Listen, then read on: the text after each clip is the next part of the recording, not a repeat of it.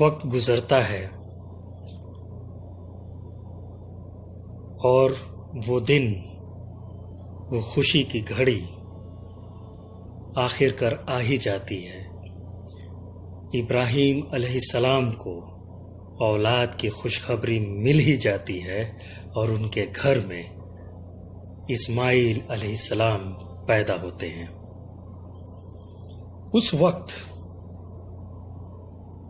حضرت ابراہیم علیہ السلام کی عمر 86 سال ہوتی ہے۔ جب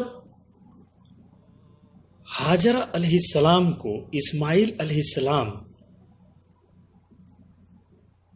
پیدا ہوتے ہیں تو اس وقت حضرت سارہ علیہ السلام کو اس بات کا غم ہو جاتا ہے۔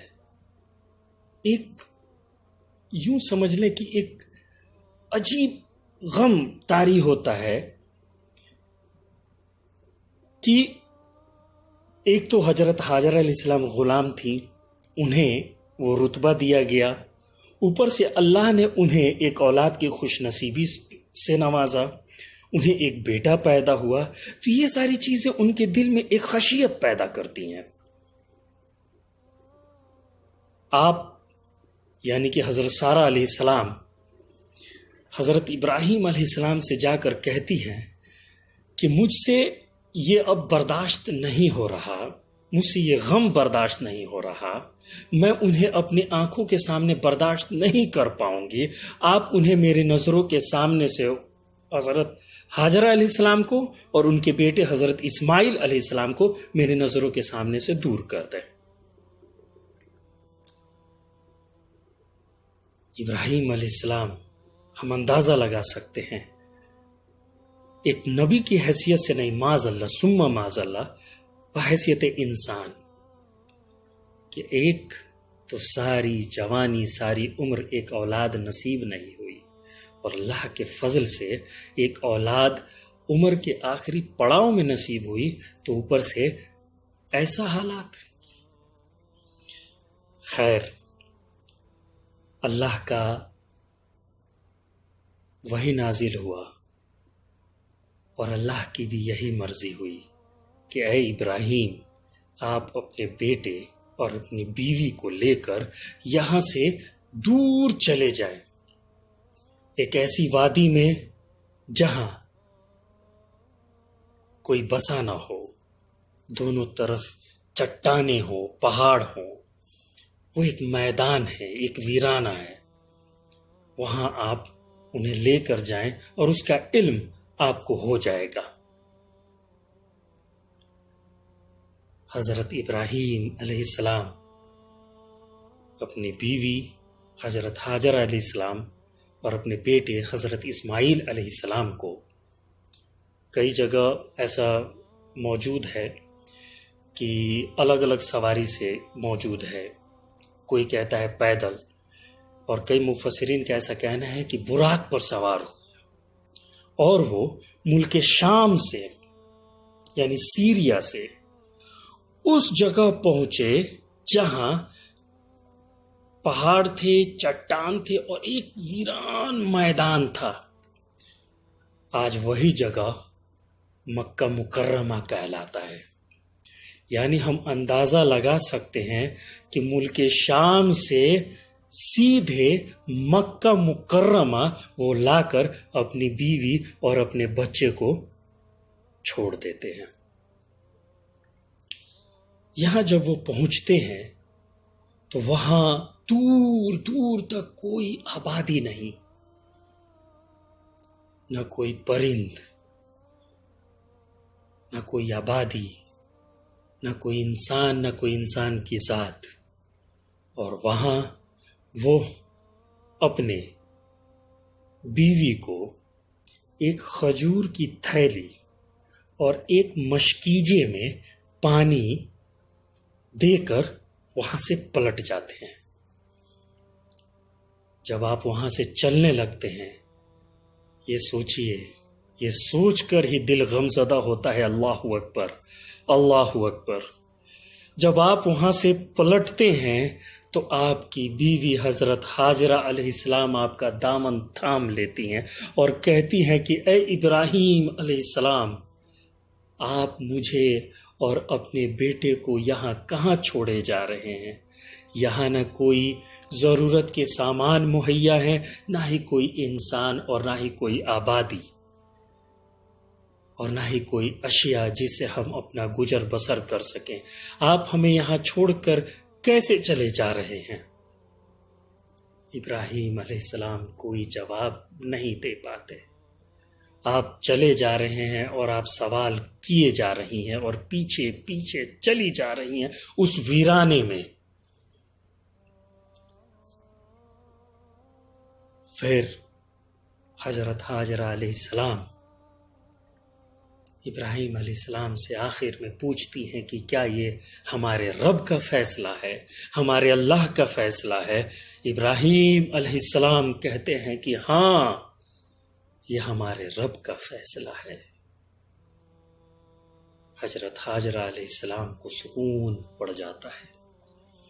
وہ کہتی ہیں کہ اگر یہ ہمارے رب کا فیصلہ ہے، اگر یہ ہمارے اللہ کا فیصلہ ہے، تو مجھے یقین ہے کہ ہمارا اللہ مجھے اور میرے بیٹے کو ہلاک نہیں ہونے دے گا۔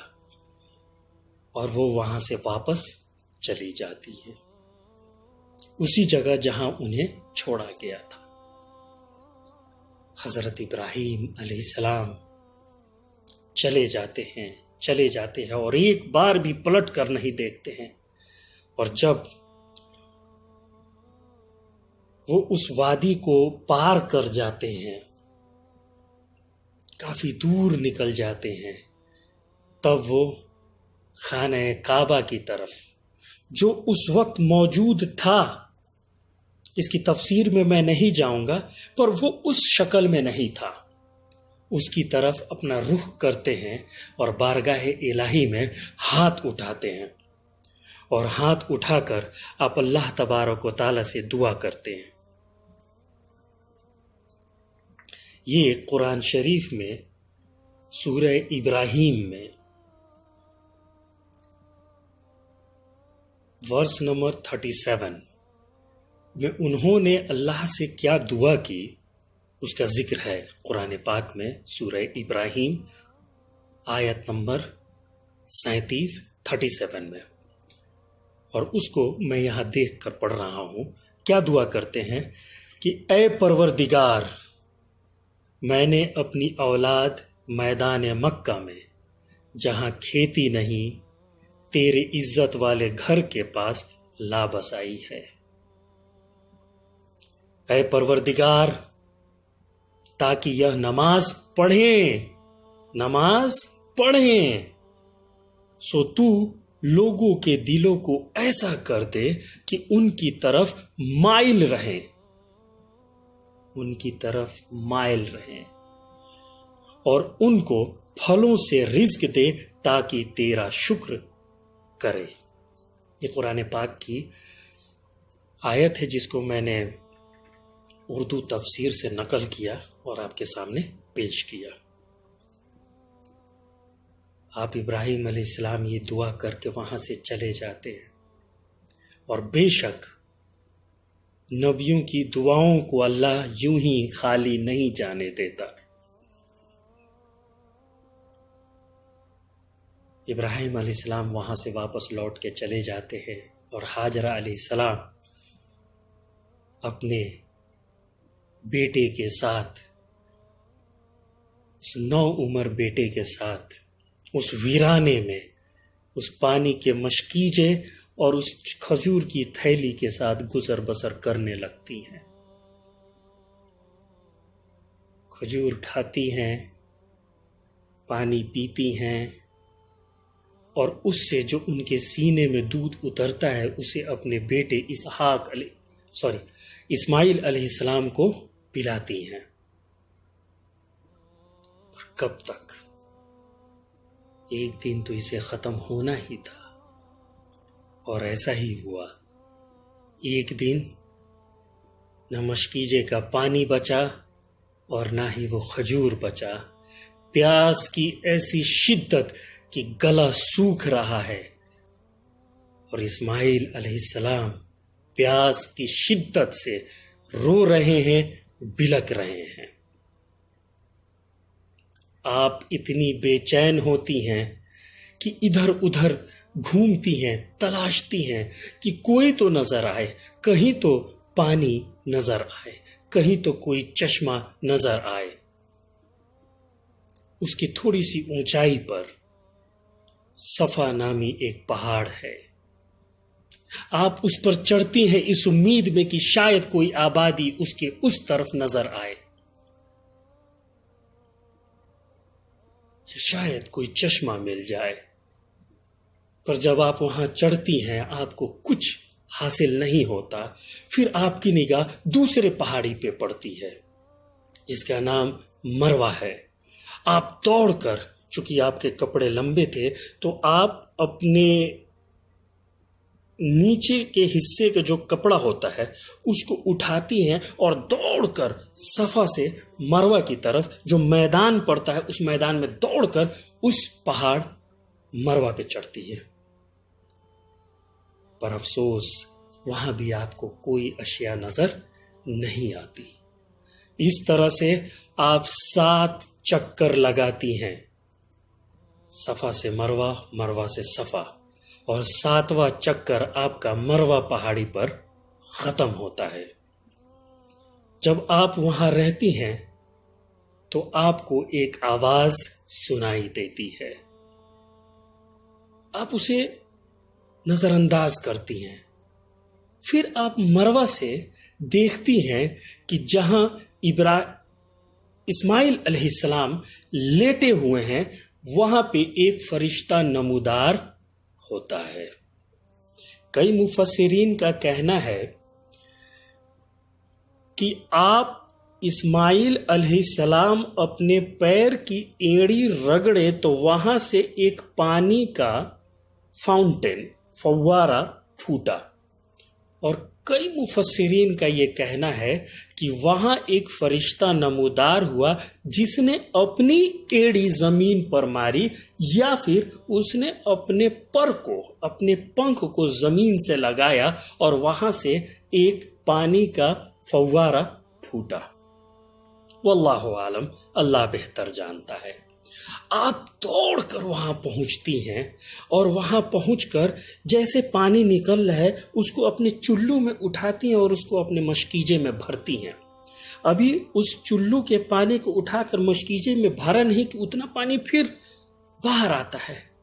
اب پانی اتنا پھیلنے لگتا ہے کہ انہیں خوف ہو جاتا ہے کہ کہیں پانی یہ برباد نہ ہو جائے، اس لیے وہاں پہ جو بھی دھول وغیرہ، مٹی وغیرہ تھی اس سے آپ کیا کرتی ہیں، پانی کو روکنے کی کوشش کرتی ہیں اور اسے کہتی ہیں زم زم۔ عربی میں زم زم کا مطلب ہوتا ہے تھم تھم، ٹھہر جا ٹھہر جا، اور وہ پانی وہاں ٹھہر جاتا ہے۔ اسی لیے آج وہ پانی آج بھی اور تا قیامت تک بابرکت رہے گا اور پوری دنیا اس پانی سے سیراب ہوتی رہے گی۔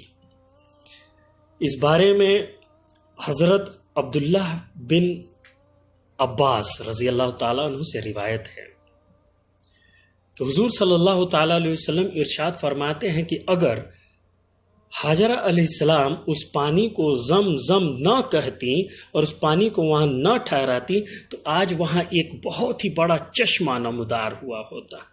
شکر ہے ان کا، اور سلام ہو حضرت حاجرہ علیہ السلام پر، وہ پانی وہاں ٹھہر گیا اور آج ہم اس سے سیراب ہوتے ہیں جس کا نام آب زمزم ہے۔